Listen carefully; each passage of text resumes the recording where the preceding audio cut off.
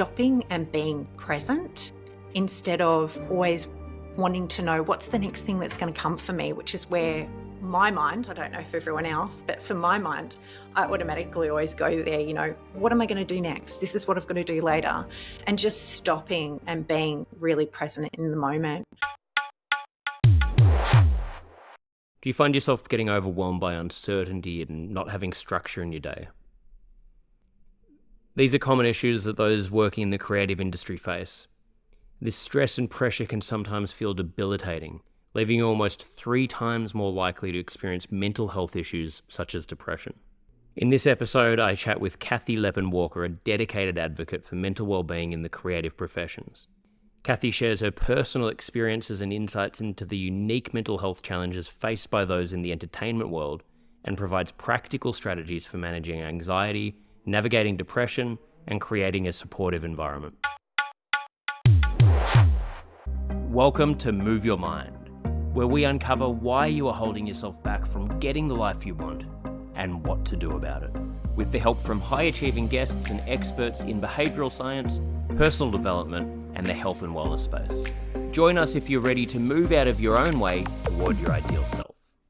I'm your host, Nick Brax, and I've been working in the health and wellness space for the last 15 years, helping people find direction and gain the courage to take control of their life. My mission is simple: to help you learn everything that I wish I knew so you can become your ideal self. Lacking guidance, I spent the majority of my youth feeling lost and disempowered, which led to depression, anxiety, low self-esteem, and substance abuse. Looking back, I didn't have the vocabulary to communicate what I was experiencing. And as a man, I didn't resonate with the emotional language used in traditional therapy. I didn't need to talk about my feelings. I needed tangible solutions to guide me toward building a life I was proud of. If you can relate, then this podcast is for you. In this episode, we discuss how to manage your mindset in creative industries. If you're ready to take action and build a stronger mindset, then keep listening. Kathy, thank you so much for making the time to come on the podcast. It's taken us a little while to get here and coordinating between time zones, even though we ironically were in Melbourne together at one point, but glad that we can finally do it. Yeah, thank you so much. It was so lovely to meet you earlier in the year and connect a couple of times on Zoom, and now to be here. I'm really grateful, so thank you. Yeah, appreciate it, and always great to connect with people in similar industry from the film side and the mental health side, which I think is fairly rare that I've met people that are in that combination. So definitely lots to relate on there. Anyway, we'll have a chance to talk about all of that, but I'm just going to jump straight in, asking if you can share with us a bit about your story, how you came to be what you're doing, and essentially what you are now doing. Yeah, great. So I'll start with where I'm at now. So I started a business late last year called Creative Wellbeing Support. And that business is to basically empower and support those working in the creative industries, which is an industry I've belonged to for over 30 years and I feel really passionate about. So my business, I offer a number of different services. I present workshops to help educate people about mental health and other aspects of it, particularly geared for creatives. And I also do on set and on stage support as well for actors and crew. And then I do also consulting with organisations around writing policies and procedures, codes of conduct, wellbeing policies, things like that. So I also have a bit of a compliance background as well as one of the things that I've done as jobs on the side. Going way back, as far as I can remember, I wanted to be a performer.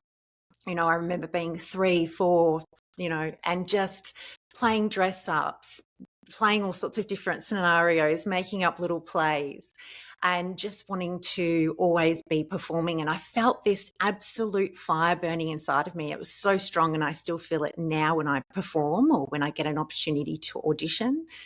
And it's just this passion that I've never felt that strongly for anything else that I've ever done in my life. And I've had lots of other jobs on the side of acting because acting has been, few and far between jobs for me. In Australia, it is actually, unless you have a really high profile and you're quite well known, acting jobs don't come up that frequently. I heard a statistic a while ago that something like 5% of actors are employed at a time because there's so much competition out there. And I just, I represent sort of what I think is the struggling actor, except for my husband corrected me and said to me, that's not a great narrative actually. And he was right. And I thought, yeah, I need to use different language around that. So now I call myself the working actor. I'm constantly working, constantly auditioning, constantly doing personal development to work on my craft. So I'm still doing that as well as creative wellbeing support. For me, acting was a real respite, I guess, is one way of saying it. I grew up in a household that was toxic, where there was domestic violence, and I needed to escape. And so I used to find that acting was a really great way to do that. And, going back in, going into the imaginary land of creating things and creating people that I wanted to be. I guess as time went on, I started to lean into that as I started to work later on as an adult as well. And there were times where I started to struggle coming out of character because I enjoyed being lost in those characters and being taken away by that life and, suppressing some trauma and things that I needed to work through. And when I realised that, I realised the importance of that. I wanted to help others as well to be able to work through that too. And that's why I'm really passionate about de-rolling, and that it's really important that we work through separating ourselves from that character or from what we do. And that's not just as an actor, that's from all jobs that we do. We need to really have a fine line and a boundary between who we are and what we do. Sam Neill says it really perfectly. There's a documentary called The Show Must Go On that was created by Film Art Media and Ben Still a few years ago. And Sam Neill talks about, that we really need to separate our identity of who we are from what we do. And he never says, I am an actor. He says, I do acting as a job.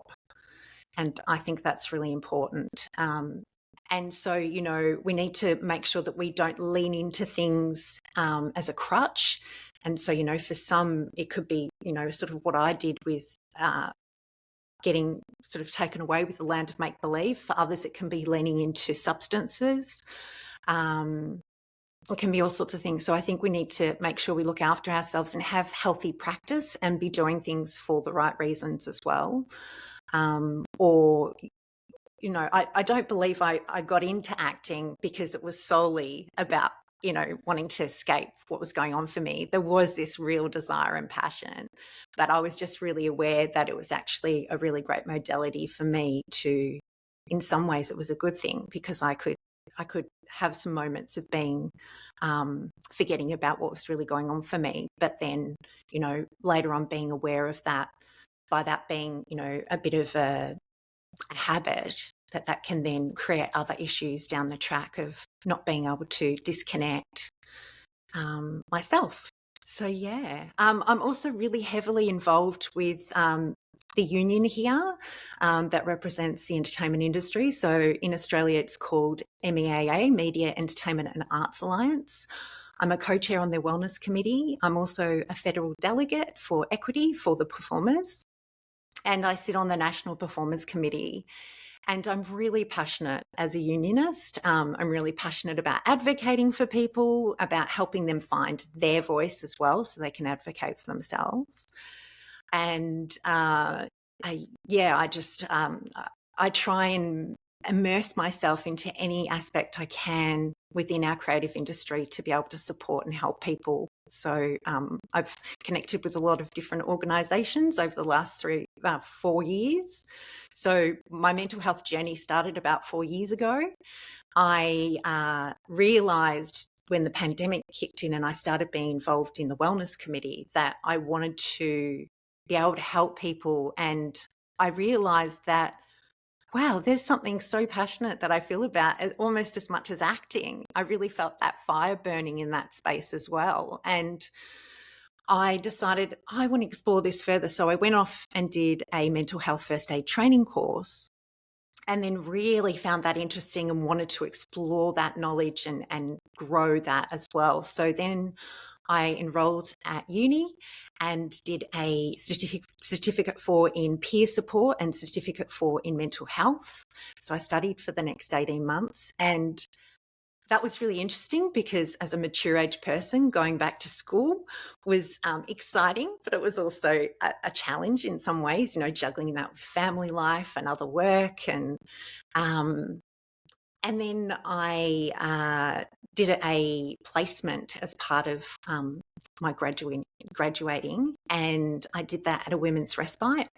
And I worked with a lot of women who were experiencing domestic violence and homelessness, some with disability as well.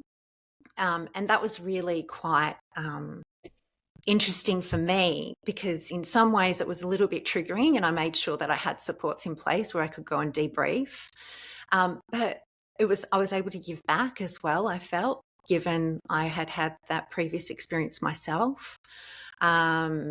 And, just having that peer lived experience. So, yeah, I have obviously a lived experience with mental health issues. I have had all my life. I identify as neurodiverse as well.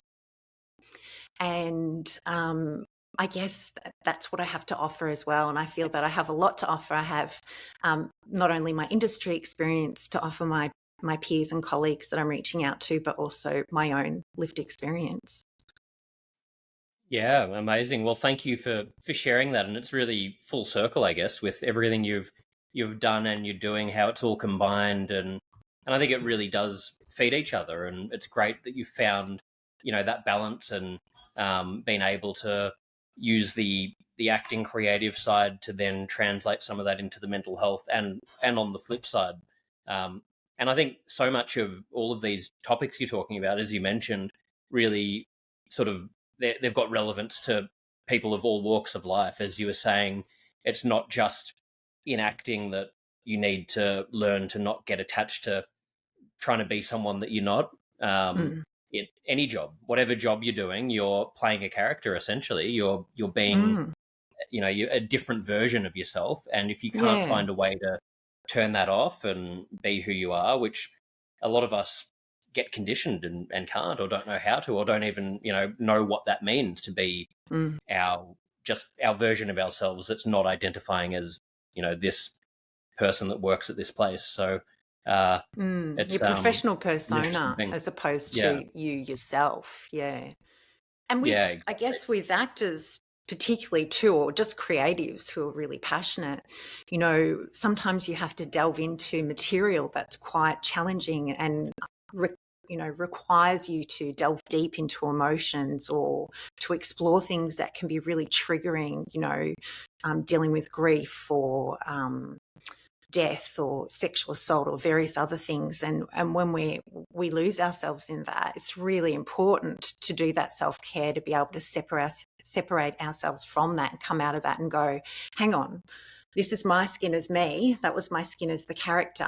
I need to come out of that skin and go back into being me again. And, just with any job that applies as well, of when we get invested and we immerse ourselves and we feel so passionate, we have to be careful about blurring the line there and not, having very clear boundaries about what we do, because then we do fall into overwork, where people talk about being workaholics. I call it overwork. I think that's a much more balanced way of describing it. Or we start to become perfectionists as well, and that's falling into danger category as well, because then we have such high expectations of ourselves that are often unrealistic. Absolutely.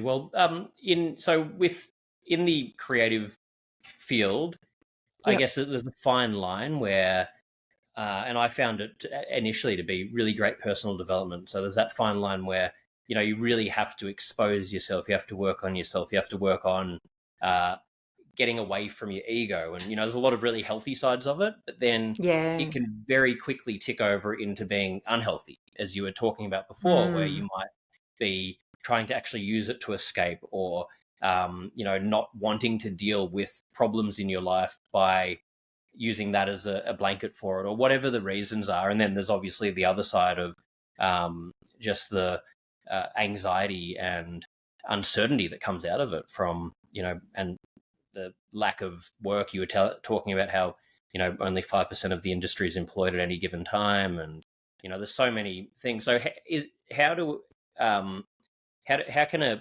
someone in that area manage that fine line of not going too far in either way? Yeah, right. Yeah.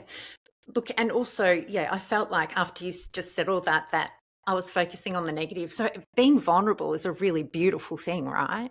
That's a And when positive we thing. do get to be vulnerable, especially in performance, it can be really authentic, it can be really inspiring, and it can be really beautiful, especially if we do it in a safe way and we have our boundaries in place. So, I've studied a technique called Meisner. I think you're familiar with it too, aren't you, Nick? The Meisner Yeah, I did it. technique. I Yeah. have done a course in that, actually. Yeah, so I know a bit about Meisner. Yeah. So it's about being truthful and being in the moment and responding to what's in front of you. And um, I think as long as we're being present, we're being genuine, we're being authentic, but we're also allowing ourselves to be a bit vulnerable as well, is actually really beautiful. And it's a really liberating experience as well. So there's lots of positives to performance too. And I hope I haven't just only started off with, highlighting the negatives, because it's so wonderful to do storytelling. And it's so important as well. There's so many wonderful stories, particularly Australian content at the moment. There's some fabulous things in the last few years that have been coming out, and there are there's a lot of content around mental health too, which is really inspiring and fantastic to see. Breaking down those barriers, beating the stigma, normalizing it, letting everyone know that this is something that a lot of people experience. So Yeah. yeah, so your question, how can we sort of find a way to have balance and longevity? Is that sort of what you're Yeah, I thinking of? mean, Or how can someone in the creative field, whether you're an actor or anything in that area, find the balance between, doing it for the purity of it and because you love it and for all the positive sides, without crossing over into that side where it actually starts to have a negative impact on your mental well-being? Because like you're saying there, I'm a huge advocate for it. I pursue acting. It's taken me a long time, and I still haven't found the balance. But to find how can I do this long term without um, going crazy because of the ups and downs of it. But I think it's such a great thing to pursue. But there's so many people in that industry that have mental health issues, whether they had it before or as a result of being in that industry. So I guess how mm, can someone in that industry manage that? You're looking to make a change, to lose weight, to get toned, to gain self-confidence, all in just 24 minutes a day, then go no further. You can check out the Move Your Mind community by going to nickbrax.start.page. yeah, so I think self-awareness is the first thing. And when we have self-awareness, that's where everything comes from. Being really good about having self-awareness, being really confident and comfortable in who you are. That's a really great basis to start from if you want to be a performer. Modalities are really important too. I'm not a fan of method acting. I think method acting is really dangerous. And there have been some very famous method actors who aren't with us anymore as well, which I think shows just how dangerous it can be. Making sure that your craft is a healthy craft that doesn't allow you to delve into aspects where you feel that you're giving either too much of yourself and you can't get back, or that it's just unhealthy for you. You will know by instinct if it doesn't feel right. If you're going places that you feel are triggering you and you can't seem to come back out of. So, I think with self-awareness, it starts off with you going, okay, I'm all these different characters in life. I'm not just, let's take it from the aspect of the point of view of a performer, right?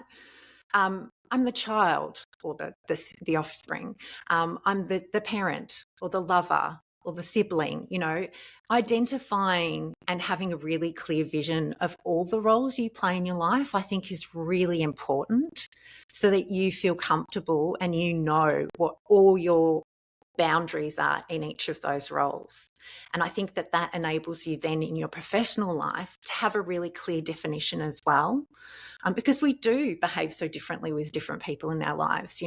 A lot of people don't behave with their mum and dad the same they would with their friends or with their work colleagues or, with neighbours. So it's really important to have that definition. That's all back down to self-awareness, right? What I call the me versus my job. So having a really clear idea of what your identity is. So having that work-life balance going, okay, this is now when I'm in my personal time, and this is now when I'm at work. And there's a number of things that we can put in place to do that. And it's about putting practices in place. So I mentioned a word called de-rolling. So coming home from work and, getting out of your work clothes is a really great thing. Some physicalities that we do to train our brain are really good to enable us to be able to switch off and separate. Some people might like to come home from work and have a hot shower or a bath and visualize their day, going down the plug hole. That's another one. That's a really good way of thinking about de-rolling. Having a work uniform of sorts as well. So a lot of people who work, say, for example, in crew, some of them wear blacks and others won't. And, front of house people and things like that, if they don't have a specific uniform, I always say try and have a work uniform of sorts. So whether it's a hoodie that you only wear to work or a pair of shoes or even a hat, it can be something that just symbolises this is my work thing. Because when we don't wear that in our personal time, that really differentiates. I think when people let their wardrobe go across work and personal life, it can be really tricky. And it's really interesting because my husband at one point came to me and said, I'm finding it really hard to switch off from work when I get home. And he's a waistcoat wearer. He collects waistcoats and velvet jackets. They're his thing. And he wears a waistcoat, usually over a T-shirt with his Converse and his jeans, but he loves a waistcoat. And I'd say to him, even if you don't get changed when you come home from work, just take your waistcoat off. And he came to me about a week later and he said, just doing that one little simple thing made me feel like I was taking work off and I was actually feeling a lot more relaxed. So just small things like that can make a really big difference. It just sort of trains our brain to be in a different space. It's important that we have those clear boundaries from switching off from work. So our family, we like to sit down at the dinner table every night and have a chat about how our day's been. And that's our way of connecting. And I love that. We've always done that. However, we do set a time limit when one of us is experiencing issues. So it's really great to debrief, but we put a time limit on it and we say, okay, you've only got 15 minutes and then we're not going to talk about it anymore unless it's something that's really, quite involved and you really need to unpack it. It needs extra support. But we always do that so that you've gotten it off your chest and you've put a lid on it and you've gotten on with your night then. And it doesn't always work. It takes time.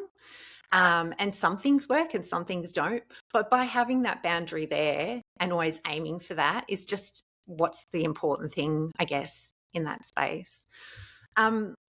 Setting goals is another one, even having a vision board where you could put photos or quotes or things that you're looking forward to doing having goals and having aspirations is really important, especially in an industry where there's lots of rejection. So when we've got those things to refer to, it gives us something to look forward to and some hope, because when we're experiencing lots of rejection, it can be really quite hard, and we can start to feel down about ourselves, question our ability, doubt whether we want to continue in the industry and things like that as well. Finding other jobs that utilise our skill set.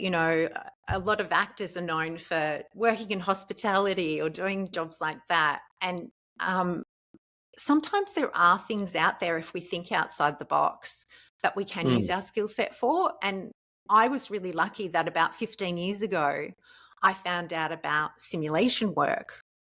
And simulation work is when actors are employed. Usually in Australia here, it's mostly been in the medical field, but it can be other industries.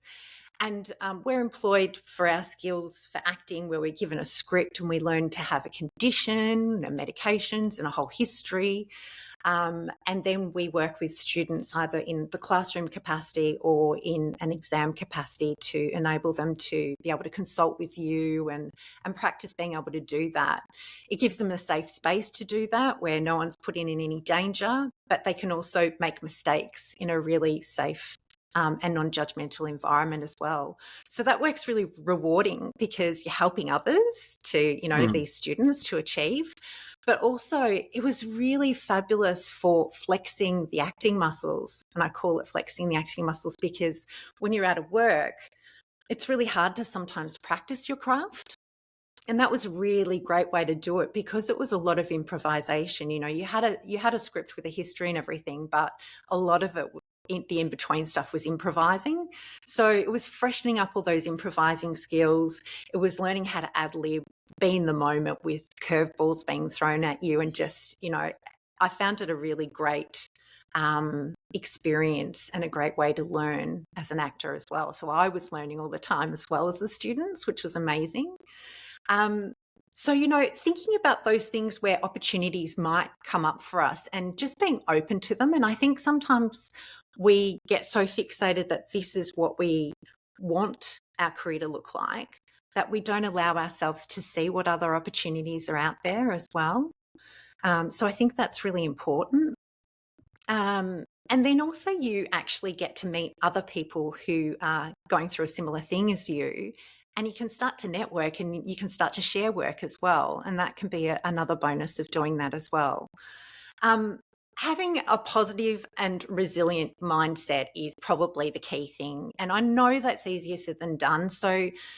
But starting to remove yourself from toxicity and people that don't serve you well, those who don't support you and what you do, removing yourself from those situations and surrounding yourself with people who are like-minded, who you can further explore things with, who you can learn from as well. Finding mentors as well, people who've worked in the industry for a long time, and learning from them and learning what things didn't work for them as well, that you can therefore, learn from that experience and put into place. It can also help you have an opportunity to debrief with someone who knows that just like you do, what you're going through, that same experience. And then also remembering to celebrate all the things that you're awesome at, as well as the things that you need to work on. We can be really hard on ourselves as creatives, whether we're performers or working in crew or whatever we're doing, or musicians. We can really be quite hard on ourselves of, why didn't I get that job? And this is what I've got to do. Clearly I'm not, my craft isn't good enough. I've got to work a lot harder. And instead of recognizing all the things that we're doing that's really good as well. So when you have the small wins, really celebrating them as well, so that you make sure that you're boosting your confidence and your self-acceptance, because that's really important as well to be able to stay resilient. Prioritizing your self-care, which for me, I think is non-negotiable. I think everyone has to implement self-care into their life, no matter what we do, whether we work in the arts or not. And for me, That's really easy now that I've put something in place that's really simple. I don't get out of bed in the morning until I've done my minimum 10-minute meditation off my Insight Timer app on my phone. I turn my phone on, I don't look at my messages, I just go straight to the app and I listen to a guided meditation. If I've got longer, bonus. If I've got less time, there's lots of great 4 and 5 minute ones on there too. What this does is it sets me off for the day where I feel balanced, I feel grounded. So I'm more likely to deal with those curveballs when they're thrown at me. It also enables me to have implemented some self-care and tick that little box with myself saying, oh, I've done a really good thing. Congratulations to me. I've done some self-care already today, so that when I can implement more self-care, maybe later on go have a hot bath that evening or find time to read a book or, do something that I enjoy that, really fills my cup, then I can really feel quite proud of myself that, I've also added to my self-care package for that day as well. Yeah. And so for people with self-care, if they're looking for ideas, there's lots of things we can do and it can mean different things for different people. So self-care for some can be, connecting with nature. I love getting out into nature. And I think sometimes just getting your feet on the grass or in the dirt can be a really beautiful thing. When we were in really long lockdowns here in Melbourne, during the pandemic, I started to really appreciate my backyard, which I took for granted before and never really sort of looked at. And I started to learn everything about my garden and how much I appreciated it. And I started to actually find myself connecting more with nature in my own little space of just, getting my feet on the grass occasionally and just, sitting there and meditating sometimes outside or laying down and looking up at the clouds. And just watching the world go by, stopping and being present instead of always wanting to know what's the next thing that's going to come for me, which is where my mind, I don't know for everyone else, but for my mind, I automatically always go there, what am I going to do next? This is what I've got to do later. And just stopping and being really present in the moment. And then there's that de-rolling that I talked about before, but when people do work long hours, and you would know, Nick, you've worked in screen, you can come home and you can feel wired as you can coming off stage. You get this real adrenaline rush and you come back and you're like, oh, I can't sleep. And it's 11:30 at night and I've got a 6 o'clock call. I really need to sleep. There's that pressure. So try not to look at screens. Maybe having a warm bath, apparently hot water. I was sitting in on a fatigue webinar recently and the expert in that said that having a hot shower or a hot bath before bed, something about the hot water on the skin actually is amazing to enable us to promote sleep. And also, going out in the morning and not wearing your sunnies before midday, that's actually a really great way of getting your melatonin resources built up as well. So if you've got periods of time where you're working on, those who work in screen, short windows of opportunity for sleep, trying to do those other things to promote sleep is a really good practice to get into. And so avoiding screens, maybe reading a book instead or listening to some music or a meditation to just unwind and disconnect from your day. Yeah. Or writing in a journal. Yeah. Oh, well, you got a lot of really good points there. That was a long answer. Very long answer, but I think it's great because what you said there, that's really works. Most of that anyone can use, not just people in the creative area, but it's really relevant on so many levels. So I love what you're talking about there. And I think, we can all take something out of it. So a question I wanted to ask sort of as a follow-on from that is, how can we use creativity and the arts for people in general to deal with their mental health as an outlet? Yeah, amazing. Creative expression has been proven to improve well-being for people. There's been research done and studies done about it. And it's also a recognised form of therapy, art therapy as well. So doing things that are creative to enhance your mental health or to help your mental health is actually fantastic, but it also improves your motor skills. It improves your memory and your cognitive abilities. It can really help your self-esteem with a sense of achievement and a sense of purpose of trying something new, putting yourself out there and taking a bit of a leap of faith. And maybe you're not great at it to begin with, but, you've tried it, and that can be really give people a lot of self-worth as well, when they do put themselves out and do something.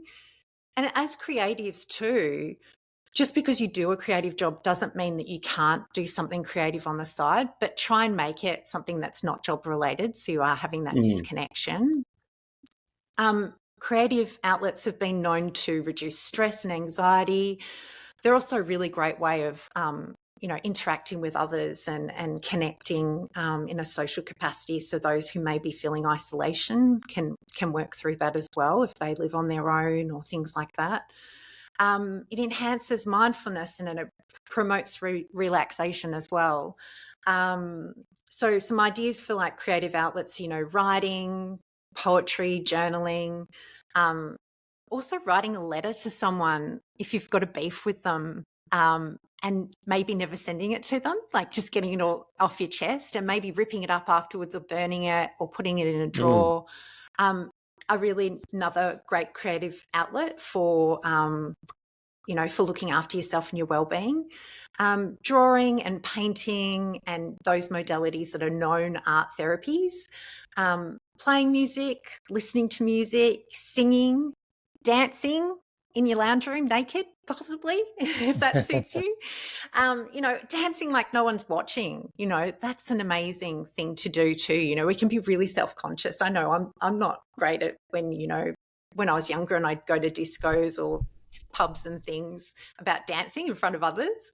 So it's really great to dance in your lounge room. And my family, we did a lot of it during the pandemic, during the lockdowns. We used to hold discos in our lounge room. And it was a really great way of regulating our emotions and just releasing some of the stress that was going on at that time. I think you can do ceramics and visual art and knitting and cross stitch and all those other crafts. Baking and cooking. Gardening. Some people see gardening as a really creative thing as well, especially, if they're planting things out. I think the pandemic taught us too that you don't have to have a backyard to connect to nature. As I was talking about before, how connecting with nature is really important. You can pot some plants in your kitchen, plant some herbs. And it's a really beautiful thing when you watch something grow and flourish and thrive.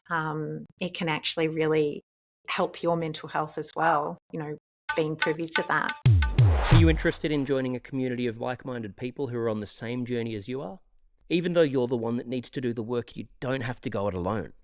You can find all of the information at nickbracks.start.page. Yeah, massively.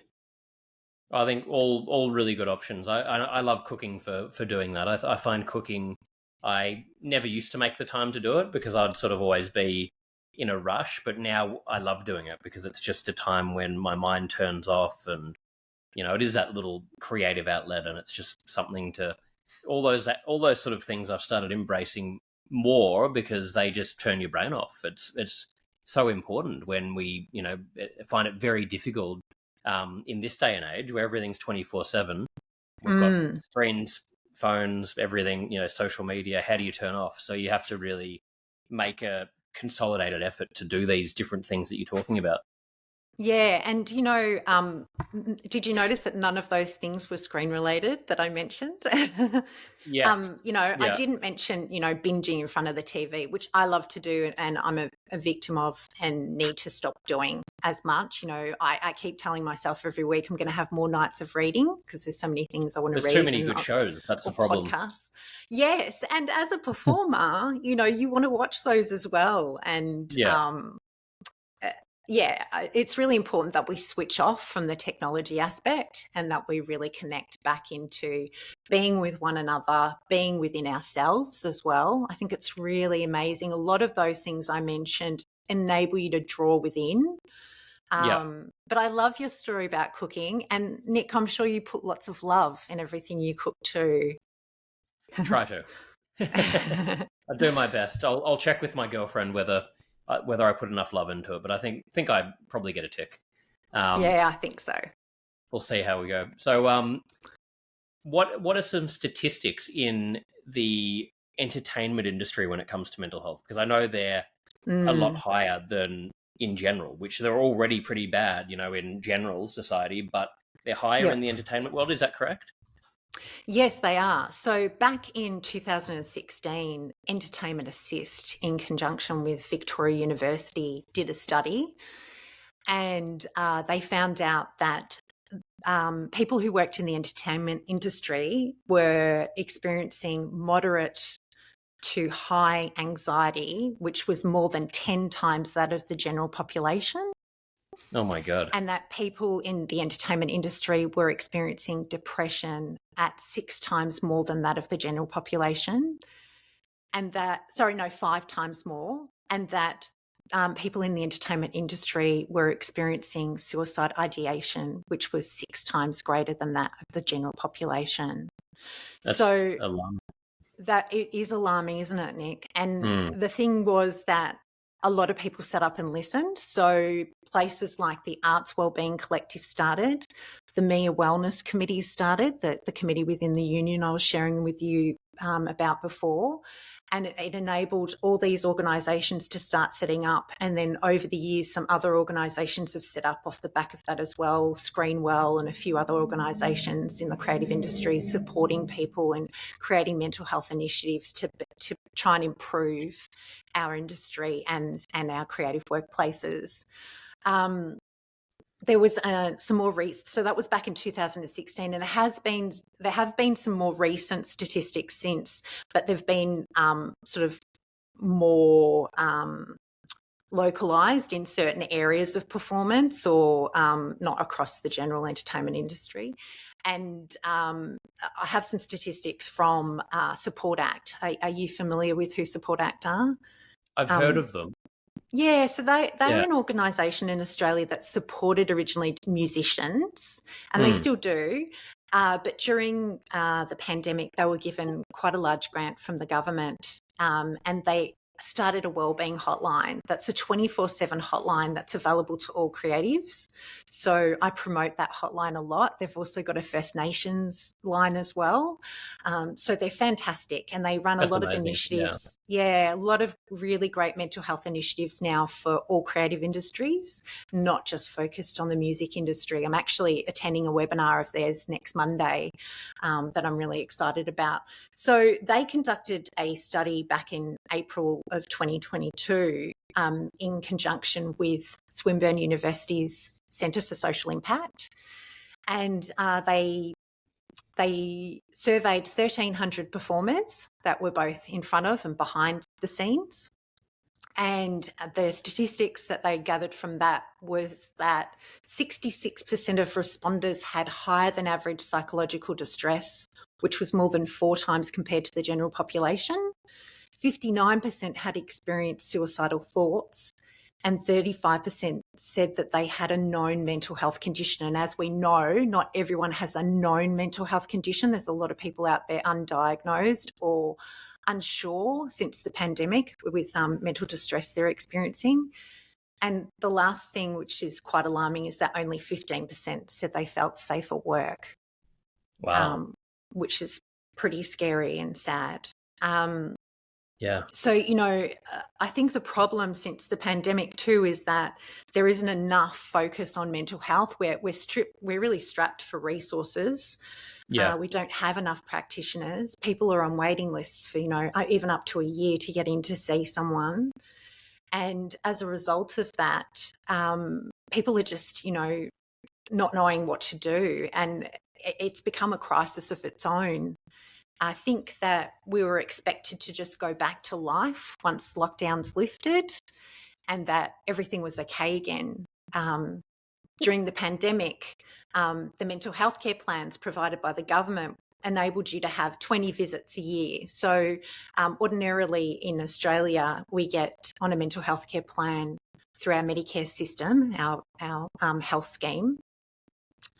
We have, and I know you know this, Nick, but I'm saying it for your US listeners so that they understand. We are usually only entitled to 10 visits a year. So what that does is we still pay for it, but Medicare refunds us a gap back.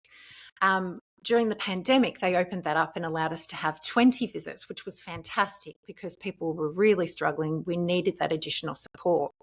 But the second that the lockdown stopped, so did those extra visits, and people are back down now to 10 visits a year. And so when you think about that, there's 12 months in a year. If you want to see your practitioner once a month, which isn't that often, it doesn't even cover you for that. So we're really in a mental health crisis. There are teens who are really struggling. I've been putting lots of articles up lately on my social media about that generation. They really haven't coped coming out of the pandemic.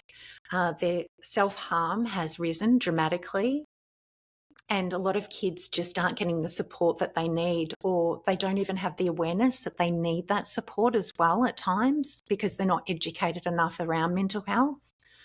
So I've been really lucky that I've been able to go into some educational spaces lately and deliver some mental health workshops to some students, but also to some teaching cohorts as well, to hopefully, improve that and promote that self-awareness so that people start acknowledging what's going on for them, particularly the young people, so that they can get the assistance that they need. But, we also need to ensure that we've got that assistance and that support there for them. And it's really limited at the moment, which is,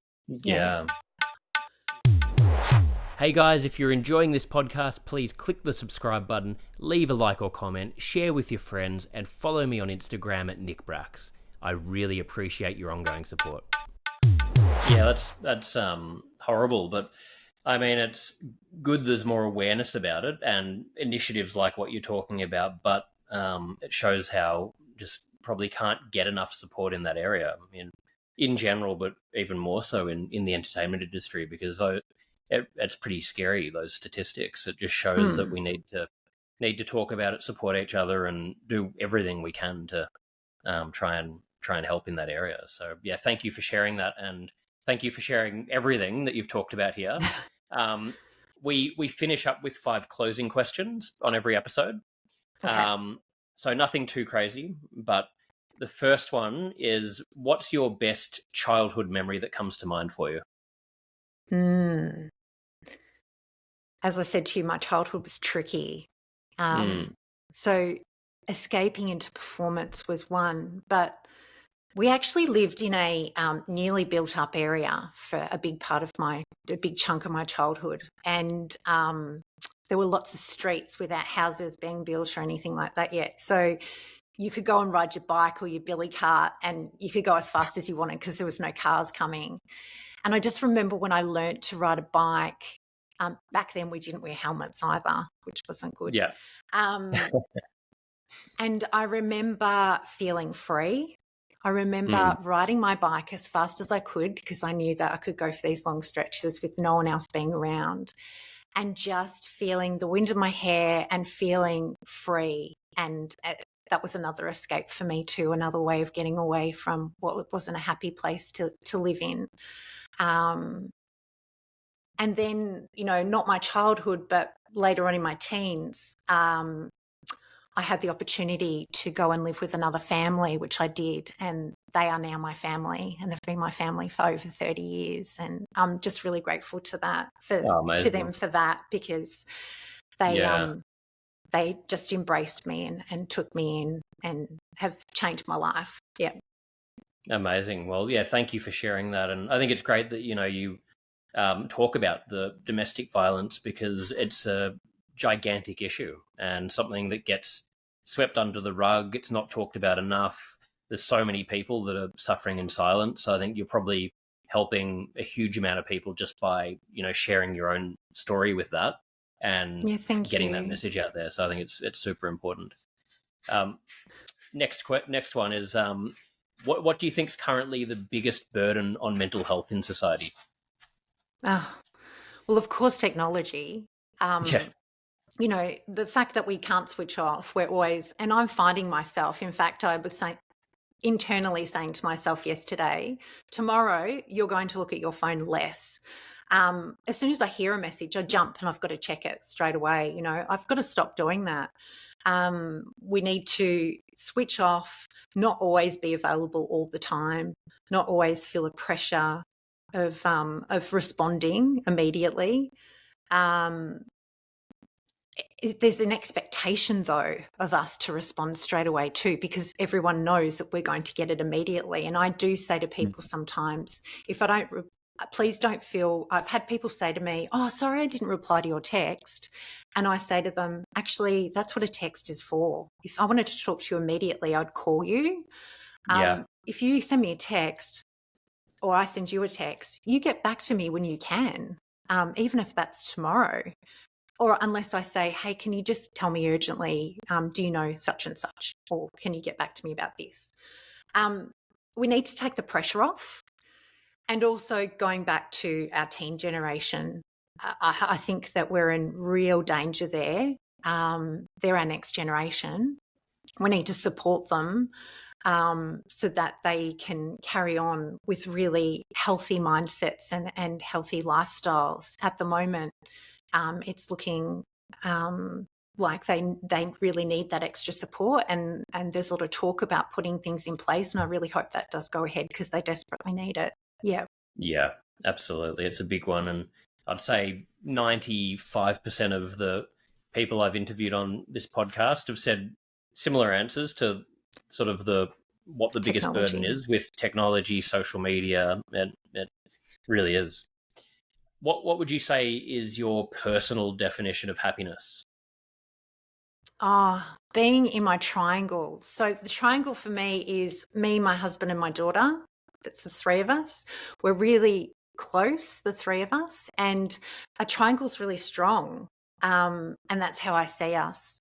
I love when we have family time, and I actually love having those moments where I go, I'm taking a little internal picture, having a little snapshot, hanging on to this moment. Those moments are so precious.